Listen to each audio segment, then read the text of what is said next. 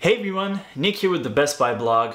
Today I'm going to show you a really interesting product by Roland, and it's quite powerful and unique in my opinion, and it's the Roland AeroCaster. This is basically an audio video interface that will enable you to stream in a very streamlined fashion. Apart from the wire that's going to connect to your iPad, this only works on iPad, and by the way, it has to be a relatively recent iPad, and the wire that connects to the power, the rest of your setup is going to be wireless because you can use mobile phones, either iOS or Android, it doesn't matter. So this little gizmo here is quite powerful and really interesting. There's a companion app, and I'm going to show you the app a bit later. I just want to talk about the hardware right here. Basically, you have an audio section. There's two preamps, and you can drive even condenser microphones because they have phantom power available. And basically you have the gain knob, which you obviously need, and a fader so you can control the volume directly. And there's also a compressor limiter. If you're not familiar with compressors, they're really important because let's say if you have like a podcast situation or just like a dialogue going on and somebody says something really loud, they get excited and they scream something, that volume is going to be really a lot higher than their usual speaking voice, their calm and speaking voice. So the compressor is going to lower the volume on the peaks and raise the volume when it's too low. So it's really an important tool, and it's available directly on the hardware. So everything you need is included. You actually have an auxiliary in with a separate fader for the line in, and you can monitor directly with the headphone out and a separate volume. Roland really thought of everything because there's synchronization issues when you're dealing with audio and video, and the app does it automatically, but you can actually adjust it with a delay knob here, so you can really pinpoint the exact delay you need so everything is in sync. You might not even need it because the automatic syncing on the app is well made, but if you see that there's a slight delay, you can actually adjust it and see if you can make the audio fit with the video. The rest of the buttons are mostly hardware buttons to access features that are used in the app, and that's up next. I'm going to show you the app, the AeroCaster Live app. It's really interesting, but I have to tell you, my personal gear is starting to get a little bit old, so I lowered all the resolution settings, the streaming settings, just so that it could work. It also needs a certain amount of bandwidth, which I don't necessarily have access to all the time, so I lowered the quality for that. But with more recent gear and with a lot of bandwidth, you can really have high quality results. So you'll need to check if your current equipment is up to date on that. So here's the AeroCaster Live app and an example of what it's going to look like when you actually stream. Alright, so here we're looking at the AeroCaster Live app. This is the main app that's going to be used to make everything work together, all your devices and the AeroCaster physical audio interface. This is a really well-made app. Let me walk you through the different sections, and it'll give you an idea of how it works. So basically, you see two screens right now. On the left, there's a preview screen, and it has a green box around it. This is not what the viewers are going to see. This is sort of for you to preview what you're going to send to your viewers. What the viewers are actually seeing is on the right side, on the program side. So right now I'm using my iPhone, and this is the main screen, and I can basically arm and preview. This is the iPad's camera, and by selecting the input on the bottom right there, you see that the preview screen changed, and then I can send it to the viewers by clicking take. And now you see the screens flip, and what the viewers are seeing is actually the camera of the iPad, while I have my preview of my phone camera. All right, so this is how a preview and a program works. You can also, by the way, fade out. So if you want to have like a professional type of ending to your streaming session, if you press the stop button and it has like it's called the fade button, and you can just fade away right there.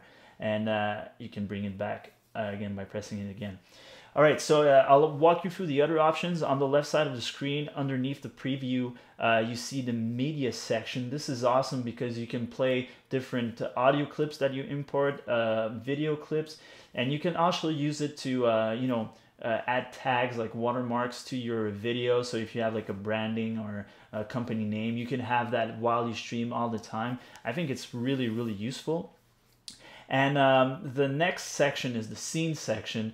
This is where you can preset combinations of your cameras, and where you can add that media. Like if you want to play it picture in picture or split the screen, like I'm gonna split it here. You can see it on the preview, and then you can send it to your viewers. So yeah, this is basically how it works. And through the menu there, you can actually edit and make it look how you want it to look. So that's basically the scene selection. It's really useful, and it adds a lot of versatility to your streaming capabilities. And next is the input section. This is where you can connect all your wireless phones to stream with. I'm using one iPhone. I only have one iPhone on hand, so that's the camera 1.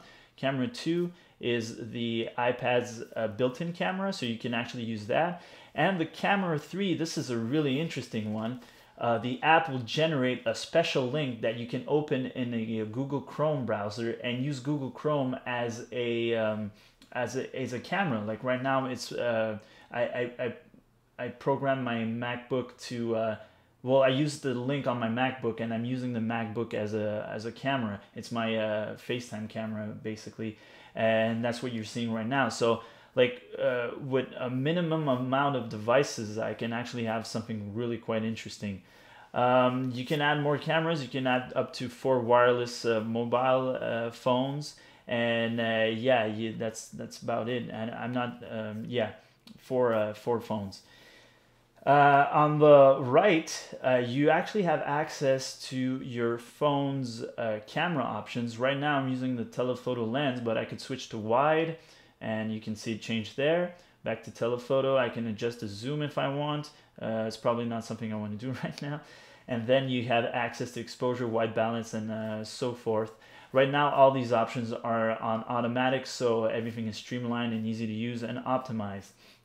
Then you have the transition page, and this is where you can actually kind of edit the the fade that we saw earlier. This is a neat way of editing it. If you want to fade real quick, you can lower that and it fades really fast, or you can make it a little bit slower. It's kind of just a little extra for you to have more control over your how your streaming looks. And last but not least, audio is quite important. We're talking about streaming here. There's a lot of synchronization going on between the video and the audio. Roland does that in the app. There's automatic delay compensation. Everything is synced up. But if you see there's a problem, well, Roland figured that you should have control over that, and you actually can go into the manual mode and adjust the audio sync. Also, this option is actually available on the hardware unit itself, so you don't have to use the app to have access to it. So that's pretty much it. This is the Roland Live app that works with the AeroCaster. So this is what streaming is actually going to look like. I'm presently filming with my iPhone, and the sound is coming from the AeroCaster's built-in microphone. With the iPad and using the app, you can easily switch between cameras. Like right now, I'm going to go to the iPad camera right here. And this is obviously filming the AeroCaster, and you can use the AeroCaster itself to switch back like so. You actually have access to different settings. I saved a little picture-in-picture setting right now, and now you can see both cameras with the iPhone and the iPad filming at the same time. So it's as easy as that. Roland really did a good job in making this very streamlined and easy to use, and you can get running in no time. So there you have it. I think the AeroCaster is a really powerful, unique, and special tool. If you're into streaming and you want to explore some wireless options, this is a really cool item to own. I can imagine, you know, bands filming with, you know, friends maybe controlling the cameras just to have like a really like professional result. You can use it obviously for podcasting and, you know, maybe interviews. There's a lot of different things that you can create with this tool, and it's rather affordable, and you probably already own some of the gear required, such as an iPad and obviously mobile phones. We all have them. We all love them.